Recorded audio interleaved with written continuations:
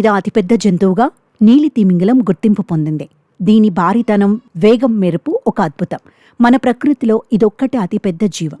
అయితే దశాబ్దాల కిందట హిందూ మహాసముద్రంలోని ఓ ప్రాంతంలో విపరీతమైన వేట కారణంగా ఇవి అంతరించిపోయే దశకు చేరాయి. ఇలాంటి స్థితిలో ఇప్పుడు నీలి తిమింగలాలు అనబడే ఈ బ్లూ వేల్స్ ఉనికి మళ్లీ బయటపడింది. తూర్పు ఆఫ్రికాలోని 115 ద్వీప సముదాయాలలో ఒకటైన సీషెల్స్ ద్వీపంలో కొంతమంది పరిశోధకులు బ్లూ వేల్స్ ను అనాథ సముద్రంలో ఇలా వెంబడించి ఫోటోలను తీశారు. ఒక ఏడాది పాటు నీటి అడుగున సాగిన ఈ పరిశోధన ఇలా మరింత ముందుకు సాగింది. ఆ పరిశోధనలో ఈ ప్రాంతంలో నీలి తిమింగలాలు నెలల తరబడి ఉన్నట్టు తేల్చింది. అంటే దీనర్థం అవి అక్కడ సంతానోత్పత్తి చేస్తున్నాయని సైంటిస్టులు చెబుతున్నారు.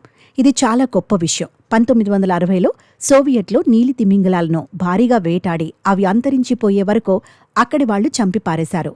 అలాంటి దశకు చేరిన ఇన్నేళ్ల తర్వాత తిరిగి వాటి జాడ మళ్లీ కనిపిస్తుండడం పర్యావరణ ప్రియులకు ఉత్సాహాన్నిస్తోంది. వీటి జాడను కనిపెట్టిన పరిశోధకులు దీనిని ప్రకృతి గమనంలో పరిరక్షణ సాధించిన విజయంగా పేర్కొంటున్నారు. ఇలాంటి పెద్ద ఎత్తున జంతువులను చంపడం మానేసి వాటి సంతతి పెరిగేందుకు అవకాశం ఇస్తే అవి కోలుకుంటాయని పరిశోధన బృందం చెప్పారు. కొన్నిటి ఉనికిపై వాణిజ్యపరమైన చేపల వేట దీర్ఘకాల ప్రభావం చూపుతోందని చెప్పారు. ఒకనాటి నీలి తిమింగలాల సంఖ్యతో పోల్చుకుంటే ఇప్పుడు అవి అంతరించిపోయే దశలోనే ఉన్నాయని అంతర్జాతీయ ప్రకృతి పరిరక్షణ సంఘం తెలిపింది. సహజ సంపదల పరిరక్షణ కోసం ఈ సంఘం కృషి చేస్తూ ఉంటుంది. ఒకప్పుడు దక్షిణార్ధగోళంలో ఆధునిక వేగవంతమైన నౌకలతో 3 లక్షలకు పైగా నీలి తిమింగలాలను వేటాడారు. అయితే ఇప్పుడు సీషెల్ ద్వీపం నీలి తిమింగలాలకు చాలా ముఖ్యమైన ప్రాంతమని అర్థమవుతోంది. ఇక్కడ ఇవి ఎలాగో బతుకుతున్నాయి. ఈ ప్రాంతాల్లో ఉంటూ సంతానోత్పత్తి సమయంలో మాత్రమే అవి పాటలు పాడతాయి. బహుశా మగవే పాట పాడతాయని భావిస్తున్నాం.